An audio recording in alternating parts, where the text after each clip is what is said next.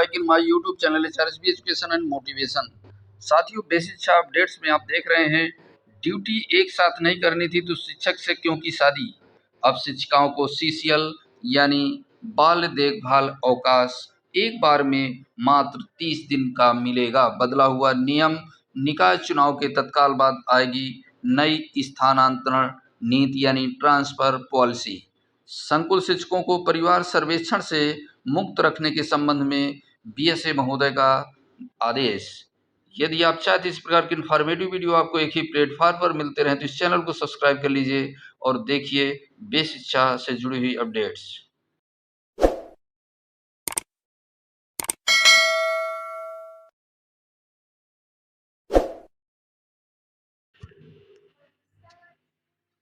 Duty एक साथ नहीं करनी थी तो शिक्षक से क्यों की शादी। चुनावी ड्यूटी कटवाने वालों में सबसे अधिक संख्या शिक्षकों की रहती है।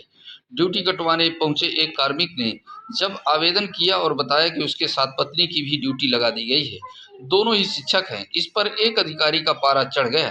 कहा कि शिक्षक बनने के बाद जोर शिक्षक से ही शादी करने पर रहता है, लेकिन चुनाव में ड्यूटी लगने पर कई समस्याएं सामने आ जाती हैं और ड्यूटी हटाने के लिए तर्क देते हैं। निकाय चुनाव के तत्काल बाद आएंगी नई स्थानांतरण नीति। प्रदेश में निकाय चुनाव के तत्काल बाद नई स्थानांतरण नीति कैबिनेट के सामने रखी जाएगी। शासन ने स्थानांतरण नीति का मसौदा तैयार कर लिया है।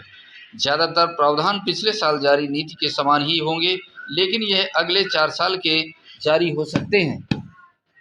इस तबादले के लिए करीब 40 दिन का समय मिलेगा।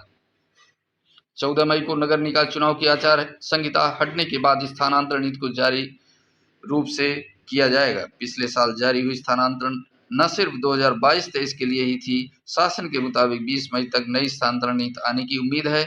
यह तत्काल प्रभाव से लागू हो जाएगी। इस तरह की स्थानांतरण के लिए 30 मई से 30 जून तक का समय मिल सकता है। पिछले वित्त वर्ष में पीडब्ल्यूडी, स्वास्थ्य विभाग और समाज कल्याण विभाग आदि में हुए तबादलों में बड़ी गड़बड़ियां सामने आई हैं। इसकी गाज कई अधिकारियों पर गिरी। इस तरह की गड़बड़ियों को रोकने के लिए नई स्थानांतरण नीति में कड़े प्रावधान किए जा रहे हैं। ऑनलाइन सिस्टम का अधिकाधिक उपयोग हो। जो ट्रांसफर के दायरे में आएंगे उन्हें पारदर्शी तरीके से इधर से उधर किया जाएगा और ऑनलाइन सिस्टम ऐसा होगा कि शासन के अधिकारी भी उस पर निगाह रख सकेंगे। हालांकि पिछली नीति की तरह ही समूह का व खा के अधिकारियों को जिले में 3 साल और मंडल में 7 साल पूरा होने पर स्थानांतरण की व्यवस्था होगी। समूह का व खा के लिए अधिकतम 20% और समूह का व घा के लिए अधिकतम 10% की सीमा तक कर्मियों के तबादले हो सकेंगे। उच्च पदस्थ सूत्रों के मुताबिक निकाय चुनाव की आचार संहिता समाप्त होने के बाद होने वाली कैबिनेट की पहली बैठक में हो स्थानांतरण नीति का मसौदा पेश कर दिया जाएगा। अंतिम मुहर कैबिनेट से ही लगेगी।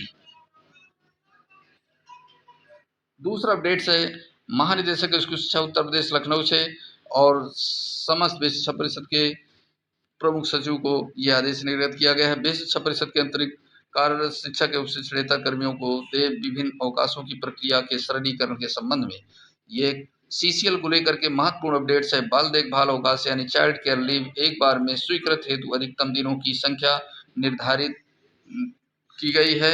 बाल देखभाल अवकाश एक बार में सामान्यतः अधिकतम 30 दिनों के लिए दिया जाना है।